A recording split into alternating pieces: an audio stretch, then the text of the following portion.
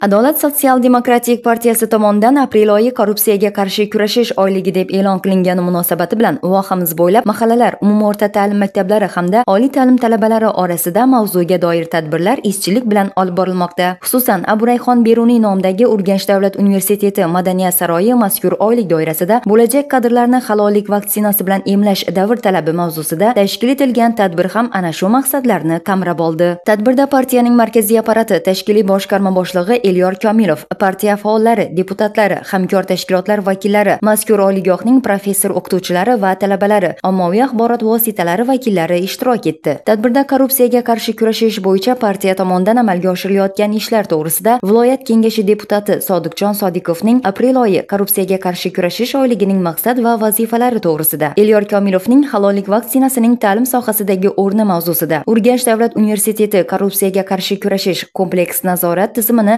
boshqarish bo'limi boshlig'i, partiya faoli Xosiyat Shixovaning korrupsiya taraqqiyotga tahdid mavzusida, Adliya boshqarmasi huquqiy axborot sho'basi bosh maslahatchisi Zuhra Begovaning korrupsiya va uning oldini olish choralari mavzusida, Urganch shahar prokuraturasi tergovchisi Atabek Atabayevning korrupsiyani oldini olish mavzusida, Ichki ishlar boshqarmasi Urganch davlat universiteti inspektori Mavlonbek Bobojonovlarning ma'ruzalari tinglandi. Yangi O'zbekistonning rivojlanishidagi naqadar bu g'ov bo'lishini, to'siq bo'lishi haqida juda ta'sirli gaplarni aytdilar, shunday topshiriqlarni berdilar va shundan keyin ushbu yig'ilishdan keyin barcha respublikadagi hamma idora tashkilotlar, vazirliklar o'zini bu yo'nalishdagi ishini qaytadan ko'rib chiqib, faoliyatini yangidan yo'l qo'ydilar. Jumladan turli o'zgarishlar qildilar qonunchilikda, o'zlarini qonun asli hujjatlarida, beaylik hujjatlarida o'zgarishlar kiritildi.